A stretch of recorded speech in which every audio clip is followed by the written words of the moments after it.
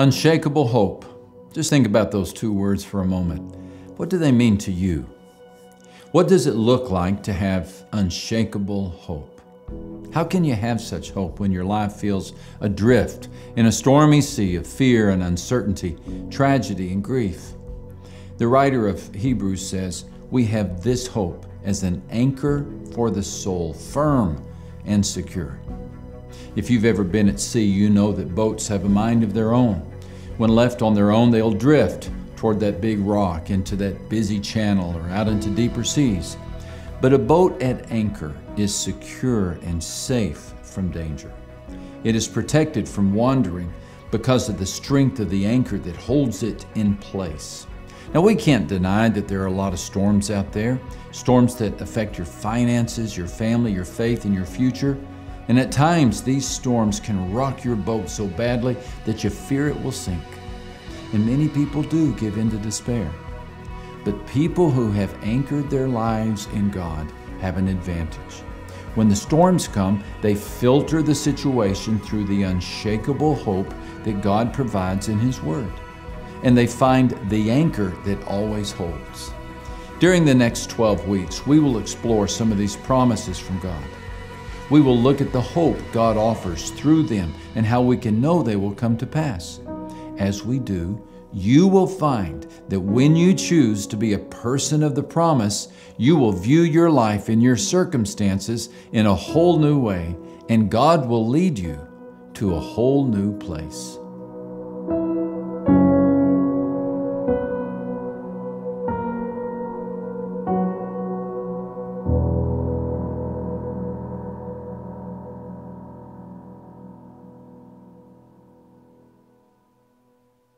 The heroes in the Bible come from all different walks of life. Some were rulers, some were servants, some were teachers, some were doctors. They were male, female, single, and married. And they weren't all exactly what you'd call a list of who's who in purity and sainthood. In fact, some of their antics would make you think they belonged more in the Saturday night crowd in the county jail than in the Bible. But there was one common denominator that united them. In spite of their faults, they all built their lives on God's promises. Joshua chose to believe God's promise of a new homeland and led 2 million people into enemy territory. Elijah and Daniel chose to believe God's promise that He would stand with them, and they saw fire fall from sky and kings fall from the throne. The disciples chose to believe in God's promises and witnessed a fire of their own on the day the church was born. Peter rose from the ashes of regret. Paul found a grace worth dying for, and John witnessed a new heaven and earth, all because they chose to believe in God's promises. One student of Scripture spent a year and a half trying to tally the number of promises God made to humanity. He came up with a total of 7,487. God's promises are like pine trees in the Rocky Mountains of Scripture, abundant, unbending, and perennial. They are all binding, for the Bible is clear that God is not only a promise maker, He is also a promise keeper. From the very beginning, the Bible assumes the existence of God. In the beginning, God created the heavens and the earth. That anyone would look at the wonder of the universe and call it a coincidence is unfathomable to divine reasoning. For the writers of the Bible, the creation is prima facie evidence for the existence of God, an open and shut case.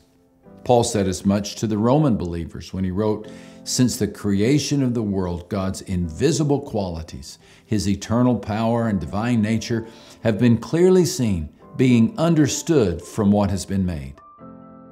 Everything that exists gives evidence of God's existence. The intricacy of the snowflake, the roar of the thunderstorm, the precision of the honeybee, the bubbling of a cool mountain stream. These miracles and a million more give testimony to the existence of a brilliant, wise, and tireless God. The thought made one psalmist marvel at such holy handiwork. "What a wildly wonderful world, God," he wrote. "You made it all with wisdom at your side, made earth overflow with your wonderful creations." David even confided, "Such knowledge is too wonderful for me to attain."